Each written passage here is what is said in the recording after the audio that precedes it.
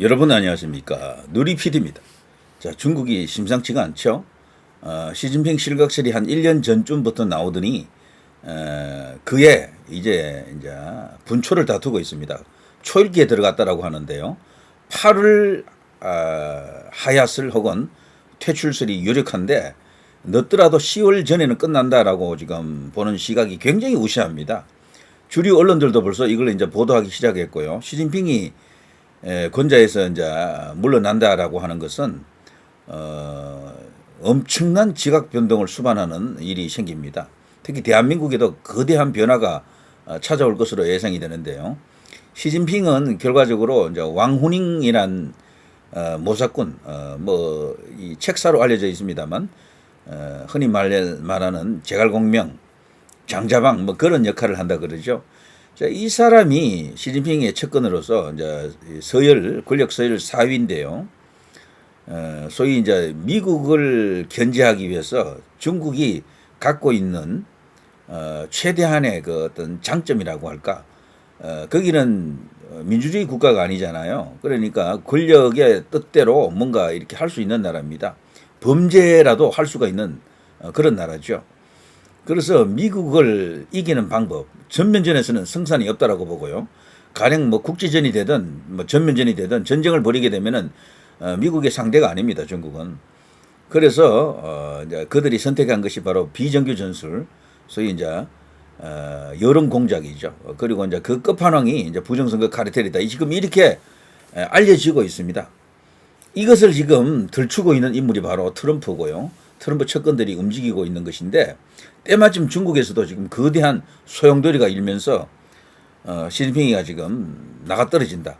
원래 10년 하고 나갔어야 되거든요. 10년 하고. 그 다음 순서는 리커창이었어요. 리커창. 시진핑하고 나이도 이제 거의 같고 근데 이 중국에서는요.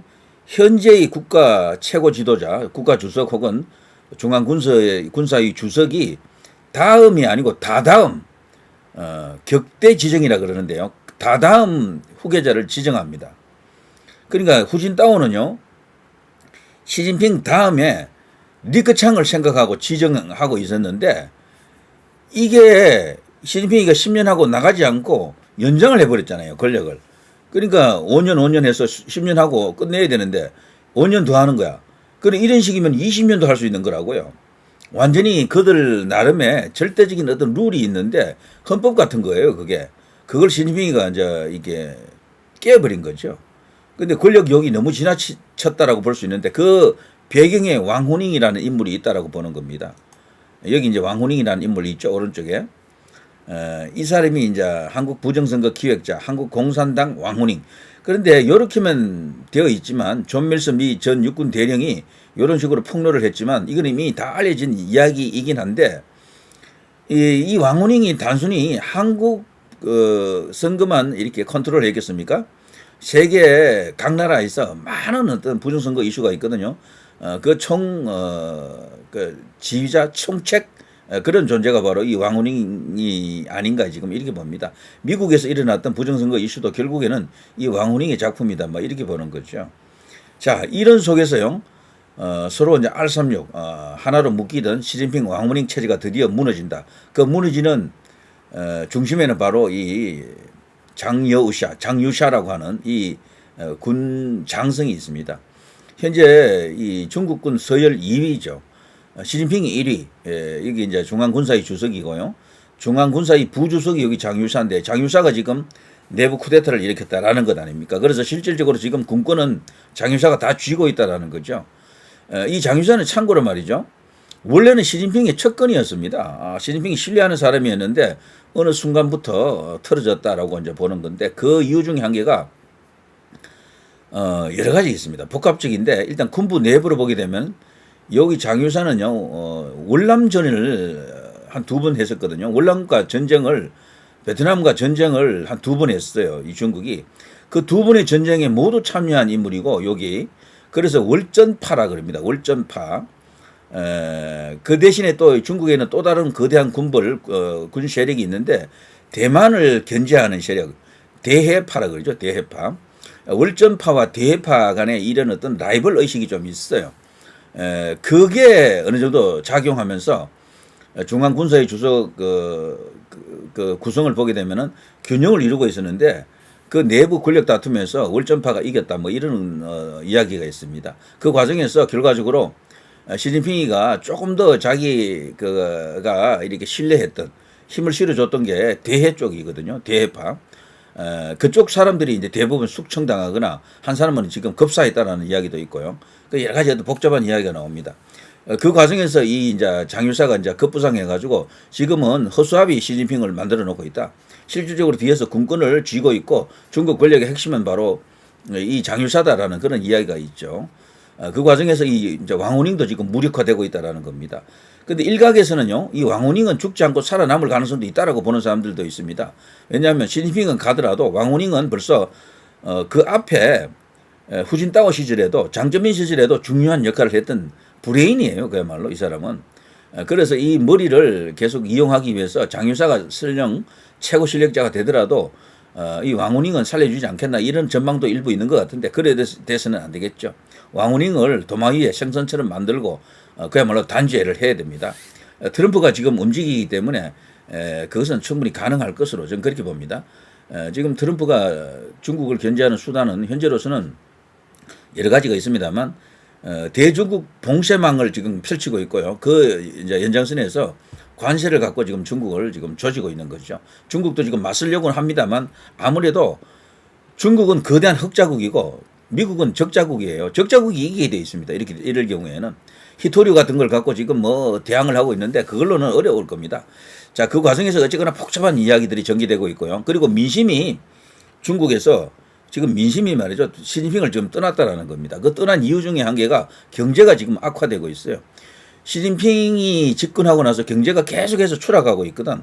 후진타오 시절이 사실은 가장 좋았습니다. 후진타오 꼭 잘했으라기보다는 그 앞에 등소평 장점민 시대를 거치면서 소위 가장 이제 이렇게 그 전성기 같은 그런 상황이 온 거죠. 그것을 후진타오 시절에 이제 그 혜택을 좀 누렸고요. 그런데 이 공교롭게도 이 시진핑이가 등장하면서 1대1로가 어떻다, 대국 굴기가 어떻다 이러면서 소위 미국에 대항하는 그런 모습을 보이잖아요. 그동안은 도강양회 뭐 등등등한 이유로 될 수 있는 대로 힘을 드러내지 않고 갈무리하고 있었는데 이 시진핑 때에 와서 이것을 이제 미국하고 맞짱 까는 식으로 막 등장하면서 이게 지금 어지러워지고 있는데 마침 중국의 경제가 붕괴하면서 이 시진핑이 민심으로부터 멀어지고 있다라는 겁니다. 중국이 지금 경제가 붕괴하는 요소는 많습니다. 경제 성장률이 완전히 뚝 떨어져가지고 발표는 뭐 4% 5% 하지만 실제 그게 안 된대요. 뭐 1%급 뭐 심지어는 0%다 뭐 이런 말도 있고 그리고 가장 큰 문제 중에 한 개가요. 일자리가 안 생기는 거야 더 이상. 중국은 인구가 많잖아요. 거대한 인구가 장점이면서도 재앙이 되는 겁니다. 그 많은 인구한테 딱 일자리를 줘야 되잖아. 일자리가 없는 거예요 요즘은. 세계의 공장이라고는 해도 너무 인구가 많으니까 또 그런 문제가 생기고 특히는 젊은 층이 대학 나와도 일자리가 없대요. 그 전부 사회에 이제 불만 세력, 반체제적인 그런 요소를 이제 띠고 있다라고 하고요. 그리고 1대1로 하면서 1대1로가 입으로 되는 게 아니잖아요. 돈으로 되는 거거든. 많은 아프리카, 중남미, 아시아 이렇게 각국에다가 이 소위 이제 이 원조를 해줍니다. 뭐 차관을 주기도 하고 뭐 여러 가지 어떤 SOC 개발도 해주고 뭐 그렇게 하는데 그거 전부 중국 돈으로 하는 거잖아요. 거기에 들어간 돈이 천문학적인 돈이거든. 근데 그게 효과를 못 보고 있어. 돈을 빌려주고 뭐 여러 가지 사업에 중국에서 뭔가 투자를 했는데 그 대체로 가난한 나라들이잖아요. 극빈국가들이거든. 못 갚는 거야 이 사람들이. 돈을 못 갚는 거야. 내뱉째라 이런 식으로 나오는 데가 많아요. 아프리카도 그렇고 등등해서. 그래서 지금 이게 경제적 관점에서 보면 완전히 망한 장사가 1대1로입니다. 그렇다고 뭐 정치적 영향력이라든가 뭐 이런 게 커진 것도 아니에요. 하는 척만 하는 나라가 많거든. 우리나라도 한때요. 문재인 같은 뭐 저기 박원순 같은 이런 사람은 1대1로에 막 이렇게 함께 하려고 그랬지. 박원순이는 중국이 달리는 말이라면 한국은 말 엉덩이에 붙어있는 팔이다. 이런 말을 할 정도로 문재인도 사실은 친중 요소가 얼마나 강했습니까? 그러면서도 중국 가가지고 8끼나 9끼나 그 혼밥 처먹고 말이죠. 그렇게 냉대받았던 인물이죠. 자, 어쨌거나 시진핑은 자기 과욕이 결국에는 자기를 붕괴시키고 있다. 경제에 떠나, 그리고 민심이 떠나, 일자리 없어, 재정 파탄나, 그리고 중국의 금융 문제도 심각하거든요. 중국의 중요한 은행들, 세계적인 은행이 많습니다. 워낙 인구가 많으니까 세계 10대 은행 안에 중국 은행이 한 4, 5개 있어요. 그런 은행들도 지금 이 돈 사정이 좋지 않은 거야.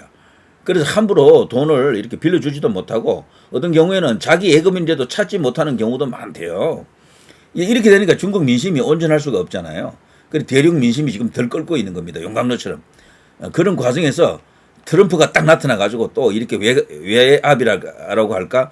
바깥에서 거대한 바람을 막 일으키고 태풍처럼 막 다가가고 이러니까 장유사 같은 사람이 이제 기반이 생기는 겁니다. 그리고 또 하나 중요한 이야기는 장유사 같은 저런 사람이 혼자서 뭐 할 수 있는 게 아니에요. 배후에는 원로들이 있습니다. 중국은요, 민심이 가장 중요하다 그래요. 어쨌거나 저기도. 거대 민심을 수용할 수 있는 그 기구가 이제 중국 공산당인데 그 공산당을 실질적으로 움직이는 것은 중국의 당 원로들입니다. 여기서 원로 중에 최고 원로는 장쩌민이었는데 장쩌민은 죽었잖아요. 얼마 전에. 이제 남아있는 사람 중에는 후진따오거든. 근데 후진따오는 지금 시진핑을 곱게 볼 수가 없는 게 지난번에 무슨 회의를 할 때 쫓아내는 거 보셨죠? 후진따오를 이렇게 나가게 합니다. 그때 후진따오가 나가면서 불편한 모습으로 시진핑을 이렇게 헐겨보면서 가는 그 장면들 기억나시죠? 엄청나게 불편했을 겁니다. 그래서 자기가 지정한 원래 10년 마치고 시진핑이 10년 마치고 그 다음은 리크창이 갔어야 되는데 리크창은 지금 죽었잖아요. 급사했거든. 무슨 목욕이 아니고 수영을 하다가 갑자기 급사했다고요. 그런데 자기가 아끼는 리크창이 주석이 되어야 할 인물이 죽어버리고 시진핑이가 오히려 이제 권력을 이렇게 연장을 하는 과정을 보면서 정말 참을 수 없는 분노가 뭐 일었을 겁니다. 그리고 파블로도 달라요. 여기 시진핑은 태자당, 여기 또 누굽니까? 후진타오 같은 경우는 그 공정단이거든요. 그리고 또 하나 이제 거대 파벌이 상하이방인데 지금 현재는요 상하이방 공정단에서 전부 이 시진핑을 배척하고 견제하고 있다라고 합니다. 상황이 많이 바뀐 거지. 이렇게 할 수 있는 이유 중에 가장 큰 것이 중국 민심이 지금 시진핑으로부터 멀어지고 있다라는 거죠. 경제가 가장 나빴다라는 게 가장 무겁습니다. 그런 것을 이제 저들 원로 그룹에서 정칭홍이라든가 원자바오 이런 사람이 이제 원로들인데요. 이런 사람들이 비밀리에 회동도 갖고 이러면서 시진핑을 축출하기로 결정을 했다라고 합니다. 그것을 이 장유사가 이제 받아서 칼잡이 노릇을 하는 거예요, 지금. 장유사 뒤에는 지금 원로 그룹이 있는 겁니다. 거기에 더 외곽에는 트럼프가 있는 것이고 이들이 지금 시진핑을 쳐내고 있는 겁니다. 그런데 시진핑은 우리가 알기로 절대 권력으로 알고 있었잖아요. 중국은 그렇지 않대요. 절대 권력처럼 보여도 실질적으로 민심을 얻지 못하면 결국 간다라고 합니다. 그래서 북한보다는 조금 나은 체제지 여기가. 그런 면에서는요. 북한은 거기는 완전히 왕조국가, 왕조국가보다 더하죠. 거기는 김일성, 김정일, 김정은으로 이어지는 3대를 보게 되면 그렇지 않습니까? 자, 이런 거대한 흐름이 지금 일어나고 있기 때문에 이제 드디어 올 것이 오고 있다라는 겁니다. 8월인지 9월인지 10월인지는 이제 시간만 카운팅하고 있으면 된다라고 보는 그런 시각이 있습니다. 자, 중국 민심이 지금 얼마나 사나워져 있는지 이걸 한번 보시고 갈까요? 자, 이거 보시죠. 이게 지금 중국에서 일어나고 있는 시위 사태입니다. 중국 도처에서 이런 게 일어난대요. 펑리파라고 합니다. 이걸 중국이 지금 쉬쉬하면서 감추고 있거든요. 중국을 뒤흔드는 불안의 물결. 이거 지금 심상치가 않습니다. 이걸 이제 시진핑이가 감당을 못하는 거죠. 이거는 1989년 천안문 사태 그 이상이라고 합니다. 그 당시에는 천안문 중심으로 일어났잖아요. 근데 지금은 중국 전역에서 이런 것이 크고 작은 상태로 시진핑 퇴진을 요구하는 이런 시위가 지금 발생하고 있다고 합니다. 엄청난 일이죠. 이거 엄청난 일. 이렇기 때문에요. 중국에서 지금 반시진핑 세력들이 거대한 힘을 구축할 수가 있었고 당 원로 그룹에서도 시진핑 안 되겠다. 축출시키자. 결정할 수가 있었던 겁니다. 이제 조만간 이것을 실행할 그날이 온다라는 거죠.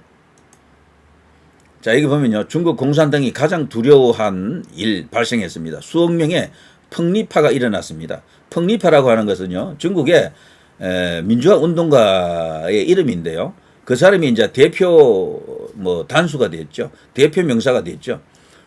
고유 명사이자 이제 이게 일반 명사가 됐는데요. 중국의 반체제 운동가들 민주화 운동의 흐름 이런 전체를 일러서 폭리파로 이제 부르면 됩니다.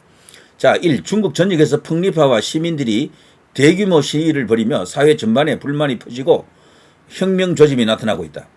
시진핑의 강경한 통제로 인해 인민해방군 내부에 불만이 커지며 군부 반란의 가능성이 제기되고 있다. 미중 무역전쟁 여파로 중국 공장들이 폐쇄되고 사업주들이 도주하면서 수억 명의 대규모 실업 사태가 발생하고 있다.